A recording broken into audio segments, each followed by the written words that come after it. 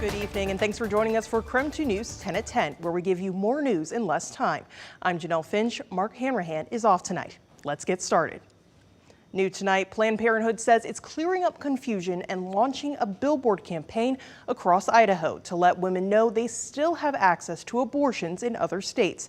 Here's KREM 2's Kyle Simchuk with more.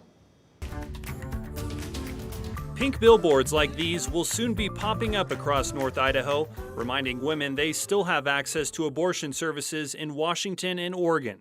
Just because you ban abortion does not mean the need for abortion stops. What it does is make it harder for patients to access vital reproductive health care. Rebecca Gibran is the president and CEO of Planned Parenthood Great Northwest and believes Idaho's new abortion laws are intentionally vague. These anti-abortion laws are intended to do just what they're doing, which is to create fear and chaos and confusion. And we need to do something about that. Last August, abortion became illegal in the Gem State in all cases except for rape with a police report, incest, or a doctor's medical decision to prevent the death of a mother. Gibran says she's heard from some women who think they'll be arrested for getting an out-of-state abortion. It's what inspired her to create the billboards, which are already up around the Boise area. So that people know it is not illegal, in fact, to leave the state of Idaho to access abortion care. Gibran says Planned Parenthood clinics in Washington and Oregon have seen an uptick in patients, and not just from Idaho. People from Texas, we have seen patients as far away as Louisiana. Planned Parenthood is currently suing Idaho Attorney General Raul Labrador, who in March said it would also be against the law for a doctor to refer a patient to an out-of-state abortion. Labrador later rescinded that letter, saying it wasn't a formal legal opinion. We're not going to turn our backs on Idahoans in the same way that far-right extreme lawmakers have done. We still provide a full range of reproductive health care services and gender-affirming care services in the state of Idaho. We're not going anywhere. While adult women can cross state lines to receive an abortion, it is illegal for an adult to transport a minor across state lines to get one without parent permission. Kyle Simchuk, KREM 2 News.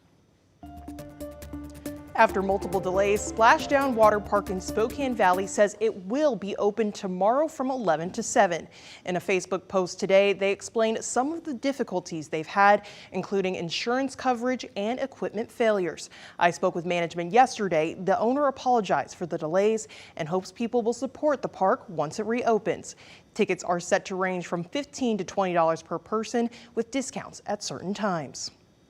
We've been following the AMR strike for weeks, and tonight just got more information on their new contract deal. A federal mediator met with Teamsters Local 690 and AMR earlier this week and successfully finalized a new deal.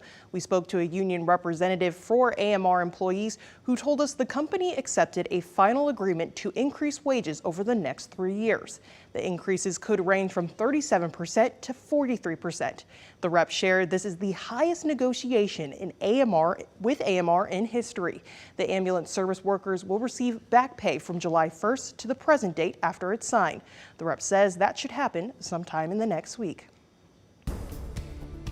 Now, we just told you that Splashdown is opening this weekend, so it might be a good weekend to hit the slides because of the warm-up this weekend. But joining us now, meteorologist Cody Proctor is going to tell you exactly what to expect in the upcoming forecast. Hi, Cody. Hi there, Janelle. And as we head into this weekend, if you're not able to hit the slides, just make sure to keep one of these around. I've got ice, I've got water in here, and it's getting me through this forecast because we're expecting the heat. Even this evening, we're still somewhat warm outside. We're at 77 degrees at the Spokane Airport at this moment, seeing winds about 5 miles per hour coming out of the east and northeast. Across our region, those temperatures mostly in the 70s. A few places, though, already down, looks like down to the 60s. Moses Lake hanging on to the low 80s. Same for Lewiston at this time.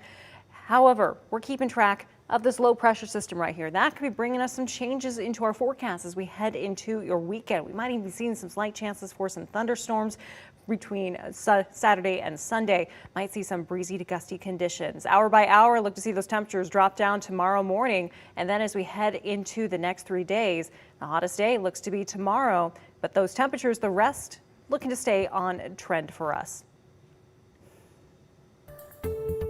Thank you very much, Cody. Now to Night Beat with a quick look at the day's top stories.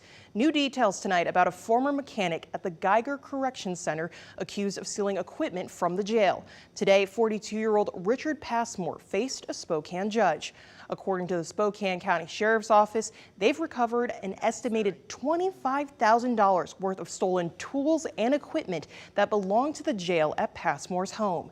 He was released without bond today and will be back in court August 9th. 5 Kias were stolen in one night, according to Spokane police. KREM 2 reached out to SPD after hearing reports of a high number of cars stolen just last night. The cars were stolen in different locations across Spokane. Police managed to recover 3 of the vehicles and are still looking for 2 others. Kia and Hyundai cars have been the targets of thieves since a viral online trend showed how simple it is to steal them.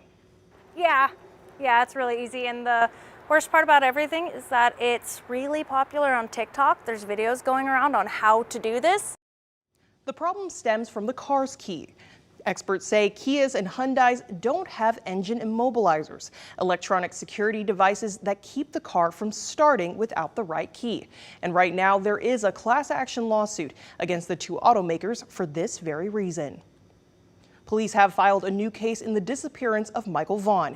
He's the 5-year-old Fruitland, Idaho boy who went missing 2 years ago. Yesterday, the Fruitland Police Department submitted a case to the Payette County prosecutor and a probable cause affidavit. They have not yet said who is being investigated specifically. The prosecutor will now decide whether to take the case before a judge. If there is enough evidence to support criminal charges, that judge can issue an arrest warrant. And that was your Night Beat. To learn more about any of these stories, just text the word NIGHT to 509-448-2000 and we'll send them right to your phone. New court documents filed in the case against the man accused of murdering 4 University of Idaho students last fall. Brian Coburger's defense team is asking the court to dismiss the grand jury indictment against him. The defense claims the prosecution failed to follow the grand jury process as laid out in Idaho law. The defense also raises an issue with the people who appeared for the grand jury selection. Prosecutors also filed a motion just yesterday to compel the defense team to share what they know about Coburger's alibi. This comes after defense attorneys on Tuesday claimed he was not at the location where the crimes took place, but did not provide evidence or details about his whereabouts. If an alibi is not provided within 10 days, the prosecution is asking the court to forfeit the defense's right to present any evidence for an alibi during the trial. Coburger will be back in court on August 18th for multiple motions. His trial is scheduled for October 2nd.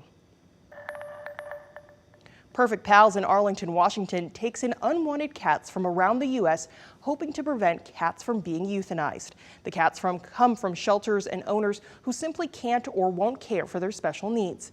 According to American Humane, in 1997, 71% of cats brought to shelters were euthanized. Now, 90% of them live.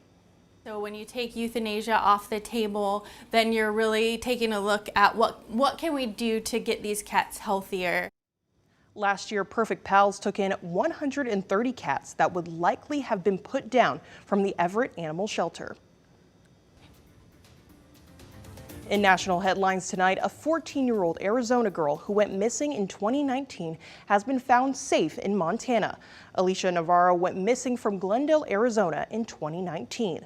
Earlier this week, she showed up at a police station asking for her name to be removed from a missing person registry. She told police she hadn't been harmed and wasn't being held and could come and go as she pleased. Police from Arizona are continuing their investigation. So far, no one is facing charges regarding her disappearance. An important consumer alert tonight, the FDA has announced a recall of nearly 11,000 cases of Trader Joe's store brand soup. Health officials say insects have been found in 20-ounce packages of unexpected broccoli cheddar soup that were shipped to Washington, Florida, Texas, California, Illinois, Pennsylvania, and Connecticut. And that was KREM 2 News 10 at 10, where you get more news in less time.